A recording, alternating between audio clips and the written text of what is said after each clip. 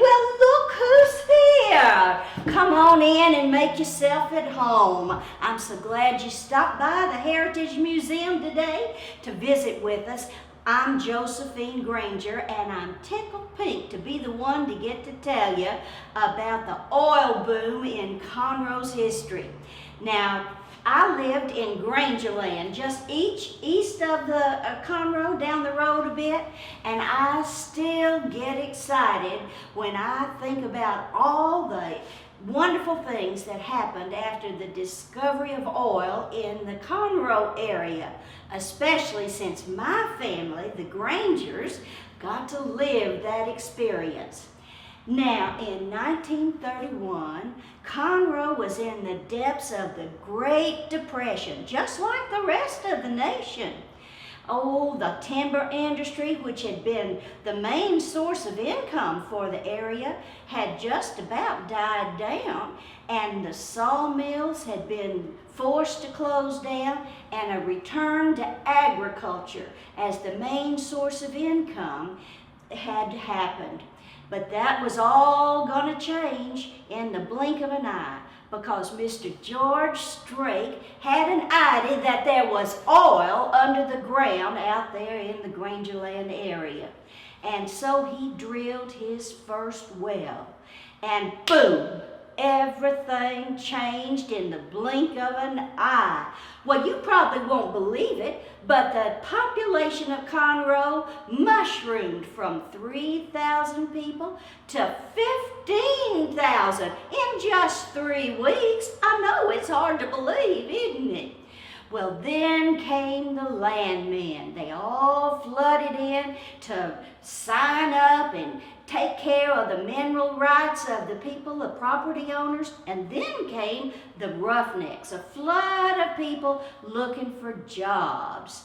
Well, there was lots going on at that time, of course, and so all of this added income helped the timber industry to be revitalized. Well, we needed lumber for all those oil wells. We needed new roads to access the drilling sites, and I can tell you they multiplied faster than rabbits.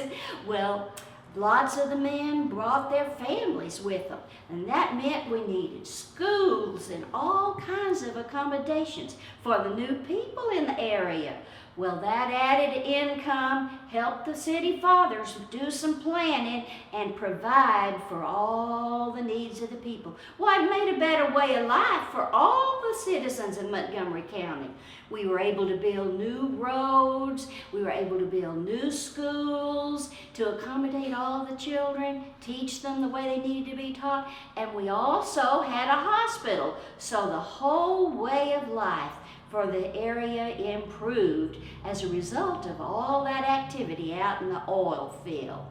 Now, the first well that Mr. Strake struck was not all that good. I mean, it was a dirty crude, but that didn't make a difference. It changed the whole way of life for our area. Now, his second well was drilled in 1932, and that was sweet crude, and the destiny of our area was changed forever.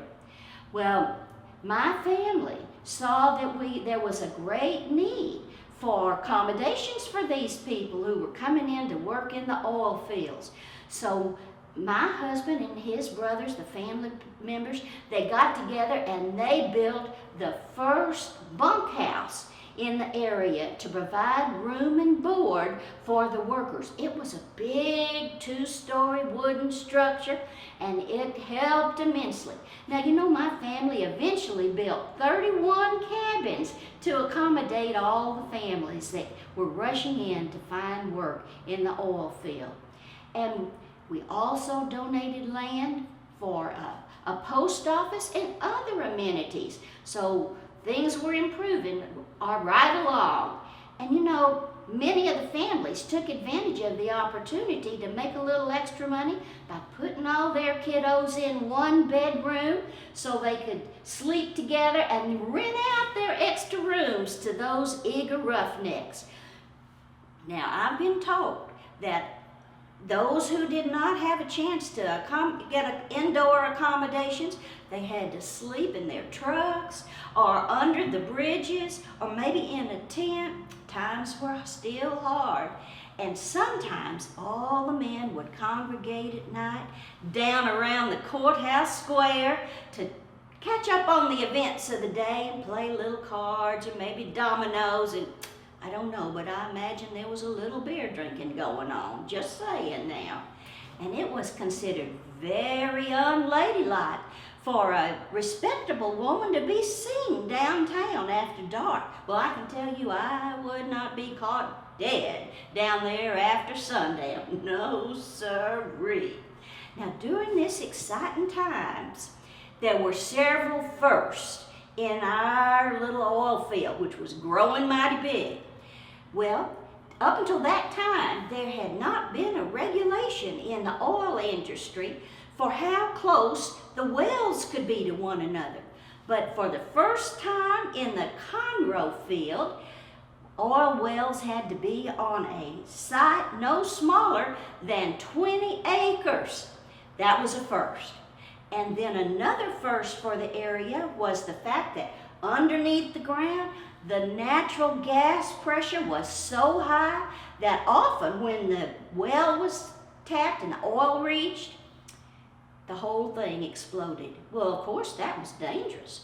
So the Roughnecks realized for the very first time that if they would drill diagonally, that gave an opportunity for all that extra pressure to diffuse in a safe way so that when the oil was reached, it was brought in safely. Well, that was a mighty big first right there in the Conroe oil field. Well, the oil field grew and developed to be number 3 in the United States, yes. Now, number 1 was somewhere, up East Texas in the Kilgore-Tyler area. Number 2 was way out in Bakersfield, California. But number 3 in all the nation was right here in little old Conroe, the third biggest oil field in the nation. Dearest and close to my heart for sure. Well, let's see now. Oh, before I forget it, I wanted to tell you about this very house that we're in today. This was the home to the Dolly Gray family. Now, Mr. Gray was Mr. Strake's general superintendent, and he and Mrs. Gray, they raised their family right in this very house. Well, of course, it was out in the oil field, but thanks to the Grays, we have this lovely home right here on the premises of the Heritage Museum. And we're so thankful that it's now part of our precious possessions. And you can browse around, look at the exhibits. Well, take your time looking around. See what else you can learn about that exciting time in history.